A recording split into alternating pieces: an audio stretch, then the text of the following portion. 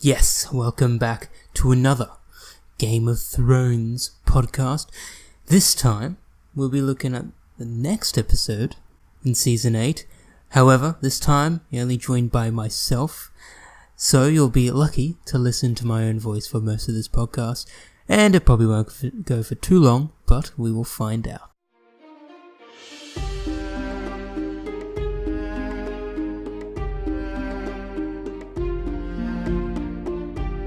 Well, people, we're going to get right back into Game of Thrones, and firstly, I guess we can talk about is clearly, probably the biggest part of it, straight up, is when Jaime is introduced to us as he meets the council. Obviously, a very tense moment. And going back onto last episode, is that obviously last time we saw him was, he was, that sort of that stare with Bran. And now we see him here, basically surrounded by literally everyone who hates the living shit out of him, except a couple of people, obviously. But in this sort of tense situation where he's just standing there, and everyone's sort of saying, like, basically they all hate him, right? And we see sort of him coming to terms, obviously, with like, well, he's here now. He's with these people who most likely want to kill him. However, he may survive if he at least doesn't, let's say, maybe at least he doesn't annoy anyone. But as we know, through it they sort of talk about his willingness, I guess, and his willingness to his oath that he kept, which was to fight for the living. And going back onto some points made earlier, was like a character development scene, obviously, is this, we see, obviously the biggest turning point I've talked about, I believe last time, was in Season 3, when Jaime was out in the bath or whatever it was with Brienne, and he basically revealed basically what it was like essentially as himself and all these troubles he's had. And since then he's continually changed. He's kept to oaths, essentially. He's kept a lot of oaths that he's had. And here we see obviously that is the biggest thing that come across, that he's keeping to his oath. And we see that he talks about he's come, but clearly Cersei hasn't come, and the Lannisters and whoever else is going to help aren't coming. And then there's that that tension between Daenerys and Tyrion. Basically, she says to Tyrion, like, your sister, just like he screwed up yet again. But then we get to the point of then Sansa joins in saying that, which is sort of interesting, that the first thing she brought up was when Jaime attacked Ned Stark in the middle of in the street, essentially, and that was a long time ago. And it's interesting that that's like the first point she brings up. And then obviously Jaime sort of shuts it down in the sense that, well, we were at war, what was I going to do, completely makes sense. And he says, which is an interesting thing also, is that he says he would do it yet again. Obviously, maybe he wouldn't do exactly the same, but considering what the reason behind that was just because of his house and I guess what he was fighting for at that time. And then he sort of told Sansa about this, and then soon Brienne of Tarth came out, vouched for Jaime, defended him, basically saying that without him, Sansa wouldn't be alive. None of this would really be here, really, if Jaime didn't keep up his end of the deal with Catelyn Stark, which is to protect the Stark children, and this is where they've led them. So it all sort of comes around full circle. So technically, Jaime has brought about a lot of this stuff. And it comes around again to this point of the idea of trust, and this idea of characters and this sort of relationships, with the trust element of characters. In Season 1, obviously the trust element there is a bit more vague, and we don't really know who to trust, and over time we understand where our trust lies in, right? Because of the way people have been portrayed, because of the things they've done, because of certain elements that people have perceived them by, has led us to believe these certain things about them, and now we trust them, and we wholeheartedly trust Jaime for him keeping up his oath to save the living, essentially, right? So, essentially, unless there's some other hidden agenda, I don't think he's going to kill anyone there, besides the dead. But then remember, we also know, talking about last week, was Bronn. might be coming, to kill Jaime and Tyrion, but I highly doubt that's going to happen. I don't see any reason why Bronn would do it. He is a mercenary, a killer, a sellsword, but considering most of his good times have come from them, all his recent wealth, all of his recent, ambitions and everything have come from them, I don't think he's an idiot. But yeah, that is an interesting thing, and who knows, I don't think we'll see him next episode. We'll probably see him the episode after, but jumping ahead, I guess another big thing was the preparations for the battle. Now, I just want to get this out of here. This is probably, I just feel this is the stupidest idea in the world, the fucking plan, but they have no other plan to go for, but whatever. So, obviously, there's too many undead, and if I'm not mistaken, I believe the undead army is a couple of, don't quote me on this, a couple of 100,000, if I'm not lying, or at least a couple of 10,000 here and there. I know it's a lot freaking bigger than their army, even though their army is consisting of what? House Aaron's forces, Unsullied, Dothraki, House Stark, or their bannermen, and a whole lot of other, I guess, sellswords in a sense that probably lived here and everything, and wildlings too also. But obviously what their plan is, this is obviously the biggest part of the episode, one of the biggest parts is the actual reveal of what the Night King wants. However, this is what Bran says, so obviously take that with a grain of salt. Even though he knows all about history, and it does make sense, there may be another hidden agenda with the Night King. So, the Night King clearly wants to kill Bran. The reason why he wants to kill Bran is because he basically is history. He is what mankind lives on, essentially. Without him, there'll be an endless night. The world, mankind, will literally have no idea how to live on. I guess they'll essentially just be cavemen. However it will work, they'll just revert to their normal thing, but, the undead will kill them all, so it doesn't really matter. But, that's the thing, is just, this death is basically, if they kill history, they forget everything, right? And everything of history comes from Bran. And Bran's idea is, whatever, he's in a wheelchair, whatever, I don't think he's going to escape or anything. I feel like the Night King's just going to throw a spear, and that's it. He did that to a dragon. I don't see why he got to do it to Bran, but whatever. Bran's going to be in a wheelchair next to the weirwood tree and just waiting. It's a genius idea, Bran. Genius idea. Couldn't have thought anything better. However, don't worry. Theon will be there with the Ironborn. I'm not too sure if Theon's still a good fighter, really, because we haven't really seen him being a good fighter. But, we'll see that. But this is another thing of Theon's character arc, which is definitely a lot more impactful ones, I like to think, is just the way he's come across, essentially. It's just, at first, we see him, really, he always defended the children, right? He always defended Bran in that. I remember in a scene with, I think it was when Bran was on his horse. I can't remember what season this was in, one of the early seasons, but Bran was sort of on a horse and riding out into the forest, and then he was attacked by those wildlings, and then eventually Theon came, and I think he said something about he's protecting them and everything, but obviously he doesn't want to, but he still does it, right? And this idea of him coming back full circle, he's done all these atrocious things. He's taken over Winterfell, he's killed people. And obviously for that he's now been tortured horrendously, and he's learned essentially that was a terrible time, and now he's sort of trying to live up to the idea that at least he can try and make something better of himself and help Bran at least sort of go full circle, and that was what he originally did, but I don't think he did that out of the kindness of his heart. But now I guess it's more of probably not a kindness of our heart, but almost like a debt to be paid. And there was also another interesting point, which was, I believe, I can't remember who said it, but somebody said, do you think Dragonfire will kill the Night King? And Brad's like, no one's ever tried, which is, yeah, okay, that's great. I definitely think, I'm picturing a scene right now. We have not Bran in his wheelchair, sitting in the weirwood tree, the snow's falling down and whatever's going on, there's hell literally everywhere.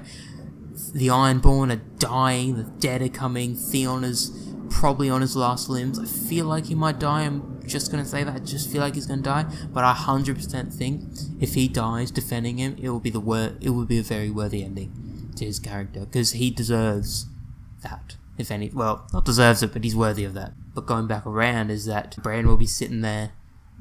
Maybe, I don't know, he'll be maybe doing his warg form and, I don't know, helping in, whatever, but the Night King will come in his dragon or something. He'll walk down to Bran, and he'll slowly walk up to him with his whatever, how he's going to kill him, let's say with a sword or whatever. He wants to do it personally, you know.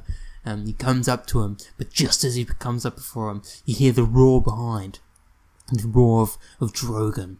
You know, he comes down and flames the Night King, burns him. You think it would just literally kill him, but he just walks free. And he just kills Bran right in front of him. And that's it. The end of Game of Thrones. However, I don't think that'll be the end, because there's 3 more episodes of this. However, I feel like that may happen just because of things that have been said, and I think it would be cool, okay? But I think something like that will happen.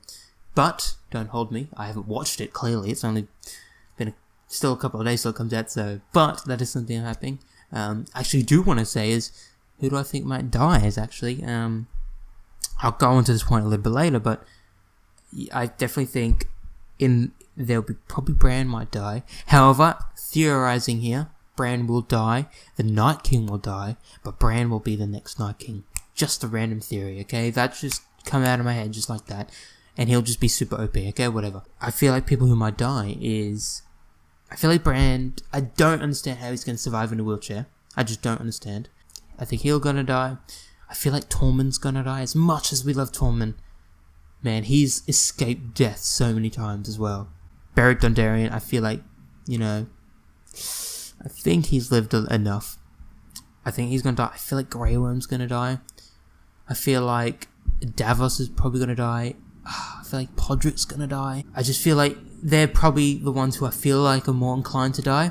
And this is another controversial thing that I've just been thinking is... Maybe even Dany might die. Daenerys might die. You know? There's a possibility everyone can die. But I want to go to that point later. I'll move on.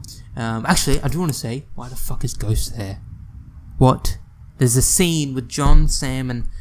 I can't remember his name. He's the Lord Commander, whatever. They're there, and Ghost is just sitting there. Now, I don't 100% know if it is actually Ghost. I've been thinking about and talking about this with Christian, is that... I don't know if it is Ghost, because if I'm not mistaken, Ghost has red eyes. Like let's have a geezer. I'm gonna have a quick geezer, you know. Let's have a look. Ghost, you know, because it obviously has white fur, and he has red eyes in the thing, and in red eyes during most of the the seasons. Oh, actually, no, might have red eyes in this. Don't worry. I thought he had blue eyes, and I think I was seeing someone else. But no, yeah, I think that scene was terrible. I think it was absolutely terrible. I don't understand why he was just there. It makes completely no sense why Ghost would be there. My biggest complaint is the like, just the lack of attention it has. Is that no one's, like, given it a second glance. It's like, hang on, he's just here. Like, no one's gonna question that. Like, Jon hasn't seen him for, like, a year, at least, right? Because he's been, if we all know, like, he's just been fucking roaming the north, right? I feel like that was really, really badly implemented. There may be something to bring it up, like, to explain it next episode, but I definitely think, for me, it's ruined the idea of Ghost being introduced. Just because it takes away, just like, oh, he's just there. Obviously, it's like, should they need to put something just for this wolf? I definitely think they should have, even if it was just a short, like, reunion with Jon. Even if that was it, just because the whole idea with these wolves are, they have a bond, right? The point of them is they have a bond. And the bond is what brings them as, like, these connected characters, right? So, I definitely think that sadly did ruin that scene. But moving ahead, now let's talk about, basically, this is just basically what happened in the last 30 minutes of the episode was just, we see all of these characters now standing together, essentially, all working together, spending their last night together, and in the next day they're going to be fighting a common enemy. And it's an interesting thought to think is that we've come such a long way that these people used to fucking at least, they either hated each other or they fought one another at least once. Some of them did, right? And it's an interesting thought to think of when you think of stories, and just, you could never do that in like a fucking film. It would just be too quick. Game of Thrones, like, it has every emphasis to do that, and it's done it perfectly. It's just the way we've seen all these characters come across, the things they've had to deal with, or the choices, the decisions, or the consequences have led all to this, to them working together. Yeah, maybe they might still not like each other, but they're working together and they've fought one another. And it's this idea of this journey that's come across for all of them, that now their journey has come here. We don't know if this is the end of their journey, but it's definitely a big part of their journey is what will happen in the Battle for Winterfell, or Battle of Winterfell. You know what, that's an interesting thing. What's the difference when they say the Battle of Winterfell? Now, hang on, no. The Battle for Winterfell, I guess, is either you're attacking it, and Battle of Winterfell is defending it. I'm not too sure. If anyone knows, tell me, because I get that mixed up a lot of the times. But back on track, with these characters, I absolutely adore characters. They are the best, and when they're executed well, with, even if they're not flavored as much as like in depth in the sense of when we first get them, but the best way a character comes across is when they are told through the story, not just fucking giving them a whole lot of shits right up, is when we see them change, see them, how everything affects them, because that's just how the real world works, and that's how realistic characters can be. And there's so many human moments in this, you know, that's just an interesting thing, because we see this last night together, they're all, you know, it's the time for some controversial thing as making love. I'm just going to quickly say is that, yes, it was a very uncomfortable scene with Arya and Gendry. However, there's that point raised of, well, think about it, Arya's killed a lot of people in cold blood. Not too far-fetched, but definitely because, not for me, because I only watched it 3 months ago, but people have watched it since 2011, is definitely an interesting, not interesting, a very, I guess, a very surprising moment, a very sort of, a striking moment for you. It's just, I completely understand it, but, you know, I guess it's also like a thing of growing up, if you get what I mean. It's sort of this sense of, now she's grown up. Think about it, Sansa's had to deal with this thing too, so getting drunk also, singing songs, get to that in a second, and also just this, they're finding human solace together, you know, and they're just fucking trying not to think of, well, we're probably going to die tomorrow. But back onto the characters, so we see Jaime, Tyrion, Brienne, and Tormund, and Podrick all together, having a good time together, and honestly, the best fucking, well, one of the best parts was just Tormund, just, you know, he's talking about King, Slayer. Oh, he says King Killer. I don't know if this is a nod back to another novel, if anyone knows of it. It's called the King Killer Chronicles by Patrick Rothfuss. I don't know if that's a reference to that, because I just want to say that's, if that was, love it. If you know what the reference means, well, we don't, to be honest, if anyone knows what this reference is, we don't really know what this reference actually is, but we know the reference to the title, not to the actual what happened, how we got King Killer. Back to the actual Game of Thrones, and he's talking about you got the King Killer like title or whatever, and he's called Giant's Bane. I think that's what it was, because he killed a giant when he was 10. Yes, that seems very reasonable. Then he snuck into the giant's wife's bed and drank her milk for 3 months straight. And that is why he's so big and tough. And he's been drinking giant's milk for all this time. Couple of things. Where did he get the giant's milk from? It was fucking hilarious. It was honestly hilarious. Tormund, I like the thing that it's just interesting to see his characters. When we first met him, he wasn't this humorous fella. He had a bit of humor, but he was more of you could see he was this boss. He was this, like, fighter, this warrior, right? He didn't come across as this humorous guy, but now we see him as this funny, like, lighthearted guy. And it's such an interesting thing is that we see these characters come across as, at first, when we first see them, they're not completely different, but from when we first see them and see them now, it's just that big character development of them. It's just the best thing of seeing characters develop and stuff like that. But, we have him just giant's milk, whatever. But then we have the thing of obviously the title of the episode, a Knight of the Seven Kingdoms, as we see Brienne is finally, her ambition is finally real, and she becomes a Knight of the Seven Kingdoms. As Jaime says in his phrases, in the name of the warrior, I charge you to be brave. In the name of the father, I charge you to be just. And in the name of the mother, I charge you to defend the innocent. And that was such a fucking touching moment. It's just such an... you could just see Brienne, just the feeling, the emotion evoked from it. Just the happiness, the radiance. It's just a lovely, absolutely amazing moment just to see that. It was honestly just a genuine moment, just seeing her finally living up to what she's always wanted to be, becoming a knight. Like, how cool is that, right?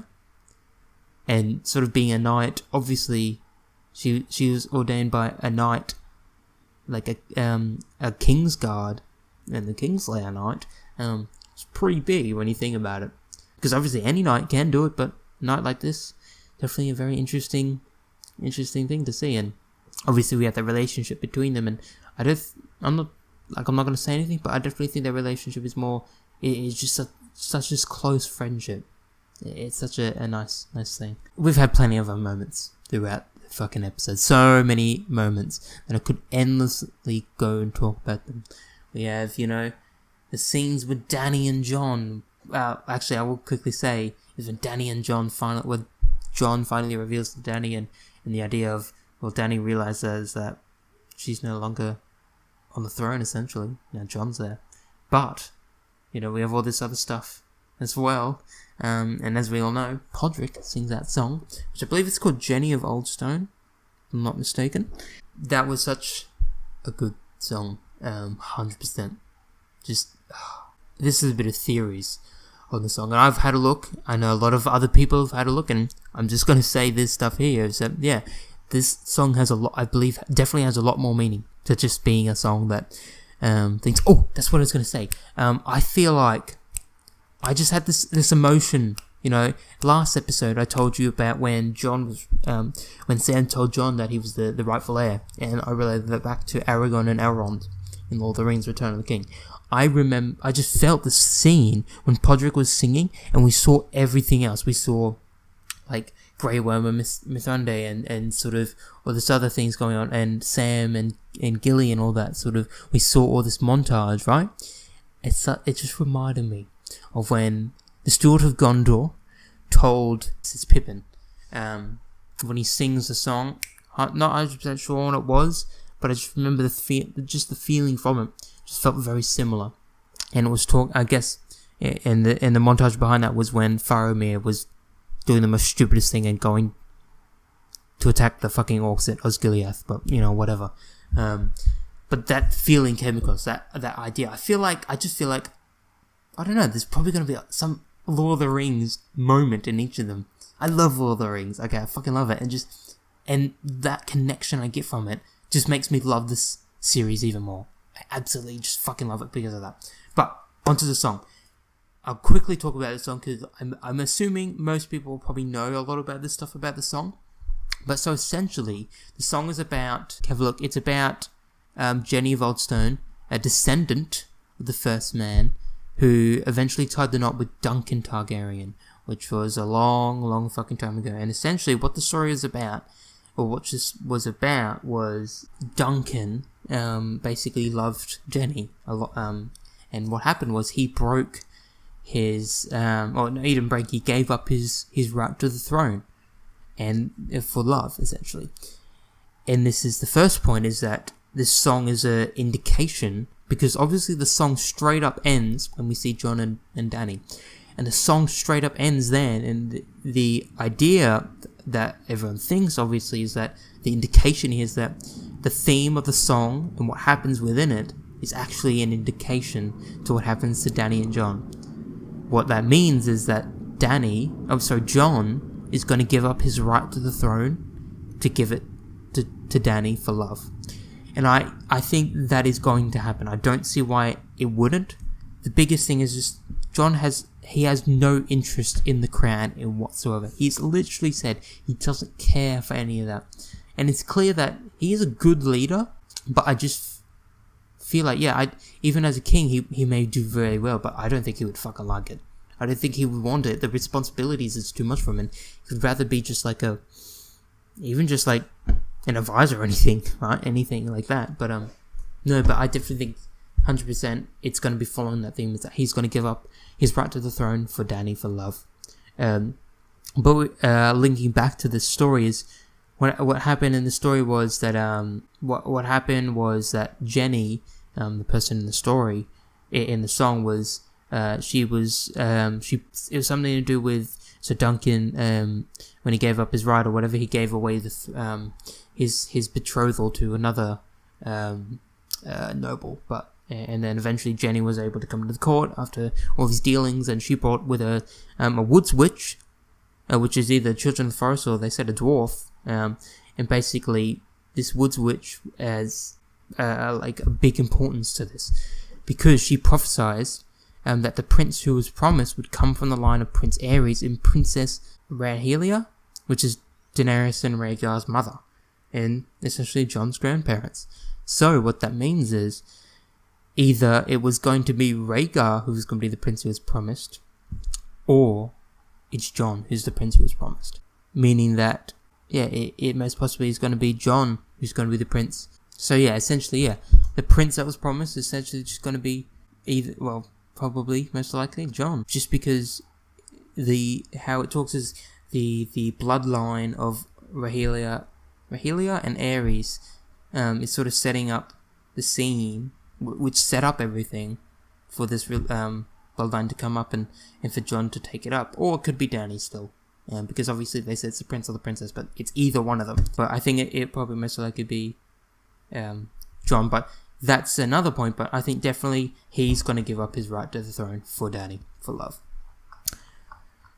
And I believe that's most everything talked about.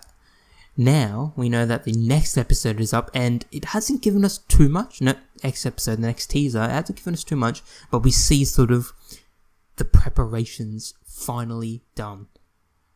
Unsullied sitting or standing ready against the tide of the undead. We see all their defenses ready, their collapsible bridges, their trebuchets, their large fire pits, the Dothraki horse lords.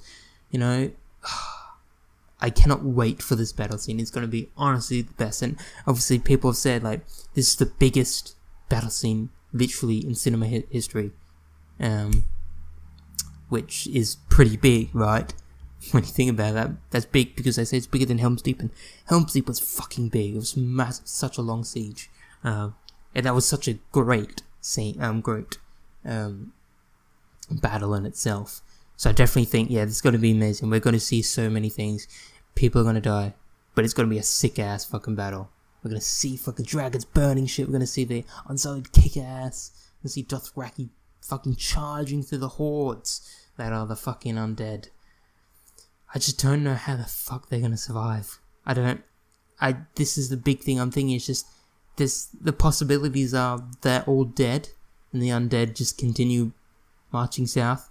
Or they somehow survive, and they somehow survive and escape.